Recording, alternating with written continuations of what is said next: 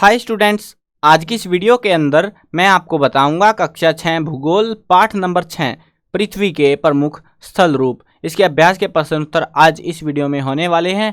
चलो शुरू करते हैं। मैं हूं अजय और आप देख रहे हैं CCL क्लास। इनकी जो है आपको कंप्लीट कक्षा 6 भूगोल के अगर सॉल्यूशंस चाहिए, सारी वीडियोस आपको मिल जाएंगी। प्लेलिस्ट का लिंक डिस्क्रिप्शन में है, जाके विजिट आउट कर लेना। अगर आपको सारा कुछ लिखा हुआ चाहिए तो cclchapter.com पर विजिट कर लेना, हमारी ऑफिशियल वेबसाइट है। अदरवाइज जो है उसका लिंक भी डिस्क्रिप्शन में ऐड कर दूंगा मैं, वहां से भी आप जा सकते हो। अब देखते हैं पहला प्रश्न क्या है। निम्नलिखित प्रश्नों के उत्तर संक्षेप में दीजिए। इसका पहला भाग है प्रमुख स्थल रूप कौन कौन से हैं। प्रमुख स्थल रूप यानी कि कौन कौन से, उनके नाम हमको बताने हैं। तो वो क्या है? पर्वत, पठार और मैदान। ये तीन हिस्से हैं। क्या है? स्थल रूपों में पर्वत, पठार और मैदान। दूसरा प्रश्न है, दूसरे प्रश्न में क्या है? पर्वत और पठार में क्या अंतर होता है। पर्वत और पठार में क्या अंतर है? तो आप इस तरीके से जब भी देखो, एक चीज का ध्यान रखना, जब भी अंतर बताना हो ना कभी भी, तो ऐसी एक टेबल सी बना लेना। उससे होता क्या है? उससे और कुछ नहीं होता, नंबर बढ़िया आते हैं। ठीक है ना? तो इस चीज का ध्यान रखा करना। अब पर्वत क्या होते हैं, पठार क्या होते हैं, दोनों का आपको पता ही है ऑलरेडी, अगर चैप्टर समझा है तो। पर्वत का जो शिखर है वो छोटा होता है और आधार चौड़ा होता है, यानी कि शिखर छोटा, आधार चौड़ा, ऐसा कुछ होता है पर्वत हमारा। ठीक है। यह आसपास के क्षेत्र से बहुत ऊंचा होता है। वहां का धरातल खड़ी ढाल वाला होता है तथा कृषि योग्य भूमि की कमी होती है, क्योंकि इस पे तो खेती होने से रही है ऐसे इलाके पे, और आसपास का इलाका ऐसे उबड़ खाबड़ सा कुछ भी रैंडमली होता है, तो ऐसा होता है पर्वत। अब पठार की बात कर लेते हैं। पठार उठी हुई एवं सपाट भूमि होती है। यह आसपास के क्षेत्रों से अधिक उठा हुआ होता है तथा इसके ऊपरी भाग मेज के समान सपाट होती है। अब ये कुछ होता है जैसे जमीन है ऐसे, और ये ऐसे उठ जाता है, ऐसे वाला हिस्सा कुछ होता है, इसको हम पठार बुलाते हैं। मतलब ये वाला जो हिस्सा है ये उठ के आ गया, इसको हम बुलाते हैं पठार। इसका नाम रख दिया हमने पठार, और ऐसे वाले का नाम रख दिया पर्वत। ठीक है। तो ये है इस प्रश्न का उत्तर। अगला प्रश्न देखते हैं, पर्वतों के विभिन्न प्रकार कौन कौन से हैं। पर्वत जो है मुख्यतः 3 प्रकार के होते हैं: वलित पर्वत, बृहस्पति पर्वत और ज्वालामुखी पर्वत। खासतौर पे जो ज्यादातर पर्वत है वो वलित पर्वत के अंदर आते हैं, और इसके एग्जाम्पल जो उदाहरण वगैरह वो भी याद करने पड़ेंगे आपको, बुक में दे रखे हैं। अगर वो नहीं, बुक में से नहीं पढ़ना चाह रहे, नोट्स मैंने लिख रखे हैं, वहां से आप सारी चीजें मिल जाएंगी आपको काम की। ठीक है। तो ये 3 पर्वत है, वलित पर्वत, बृहस्पति पर्वत और ज्वालामुखी पर्वत। अगला प्रश्न देखते हैं, मनुष्यों के लिए पर्वत किस प्रकार उपयोगी है। मनुष्यों के लिए पर्वत कई प्रकार से उपयोगी है। पर्वत जल के संग्रहकार होते हैं, यानी कि पर्वतों के अंदर क्या होता है? जल इकट्ठा रहता है। बहुत सी नदियों का स्रोत जो है पर्वतों से में स्थित हिमानियों में होता है। हिमानिया मतलब कि यहाँ पे कहना चाह रहे हैं जो बर्फ जमा होता है ना पर्वतों की चोटियों के ऊपर, तो वो वहां से जो है नदियों का स्रोत होता है ज्यादातर का।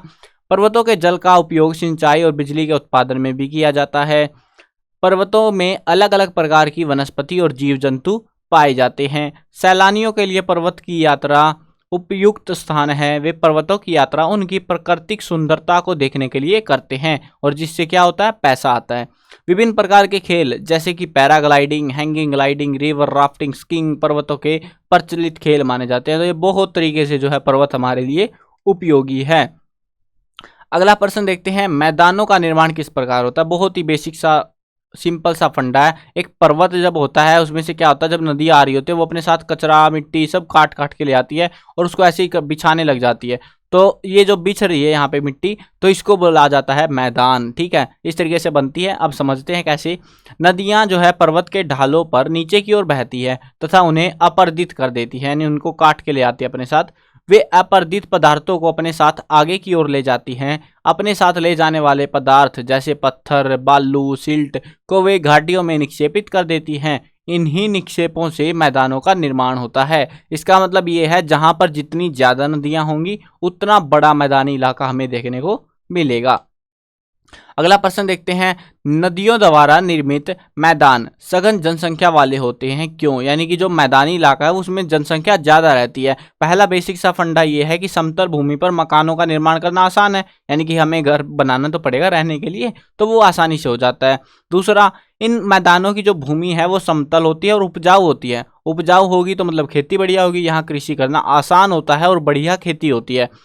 तीसरा पॉइंट है, यहाँ यातायात के साधन विकसित होते हैं, क्योंकि क्या होता है, अगर मान लो पहाड़ों में आपने कोई फैक्ट्री बना दी जहाँ पे कोई संसाधन बनाने आने जाने के, तो पता लगे पहाड़ खिसक गया और साधन आपके वहीं के वहीं रह गए, मतलब बह गए सब कुछ, तो सारा पैसा बर्बाद। तो उस वजह से लोग जो है मैदानों को प्रेफर करते हैं। मैदानों में यातायात के साधनों को विकसित किया जाता है मैदानी इलाकों में, जहाँ पे वो खतरा नहीं रहता।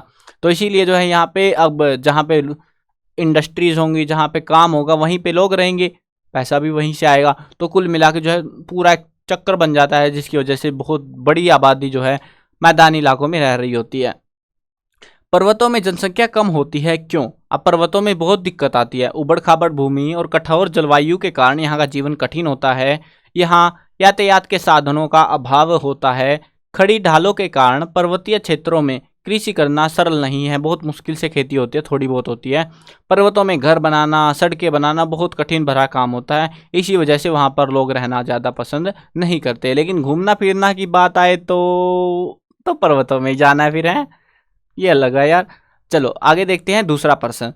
इसका पहला भाग है, पर्वत पठारों से भिन्न होते हैं किसके बेसिस पे? ऊंचाई के बेसिस पे। मतलब पर्वत ज़्यादा ऊंचे होते हैं, पठार इतने ऊंचे नहीं होते। अगला प्रश्न देखते हैं, हिमानी कहाँ पाई जाती है? हिमानी पाई जाती है पर्वतों में, यानी कि पर्वत की चोटियों पर पाई जाती है। दक्कन का पठार कहाँ स्थित है? दक्कन का पठार भारत में स्थित है। यांगत्से नदी कहाँ बहती है? ये चीन में बहती है। और ये जो है ना, चीन में यांगत्से नदी जो है चीन में सबसे बड़ा जो है मैदानी इलाका बनाती है वहाँ पे, ठीक है। यूरोप की एक महत्वपूर्ण पर्वत श्रृंखला कौन सी है? आल्प्स। अब खालिस्तान भरने हमको पहला प्रश्न है खालिस्तान में, समतल भूमि वाले विस्तृत क्षेत्र को क्या कहते हैं? मैदान। समतल भूमि आ गई ना, देखो समतल भूमि, समतल किस में होगी? मैदानी में। तो आराम से समझ आते हैं। हिमालय, आल्प्स खालिस्तान पर्वतों के उदाहरण है। किसके है? वलित पर्वतों के उदाहरण हैं। खालिस्तान क्षेत्रों में खनिजों की प्रचुरता होती है। वो कौन से क्षेत्र है? पठारी क्षेत्र। पठारों के अंदर जो है, पठारीय क्षेत्रों के अंदर जो है खनिजों की प्रचुरता होती है। खालिस्तान पर्वतों का एक क्रम है। पर्वत श्रृंखला जो है पर्वतों का एक क्रम होता है। खालिस्तान क्षेत्र कृषि के लिए सबसे अधिक उत्पादक क्षेत्र होते हैं। कौन से? मैदानी क्षेत्र। ठीक है, तो ये थे आपके इस चैप्टर से अभ्यास के प्रश्न उत्तर। आई होप आपको समझ आ गए होंगे और बहुत आसान थे। चलो मिलते हैं एक नई वीडियो में। मैं कवर करने वाला हूँ क्लास 1 से लेकर 12th तक की सभी सब्जेक्ट की videos, Hindi medium, English medium सभी में होने वाली है। तो बस सब्सक्राइब करना है, साथ में घंटी दबानी है, ताकि आपको अगर हम कोई अपडेट दे तो आपको बिल्कुल टाइम से मिल जाए।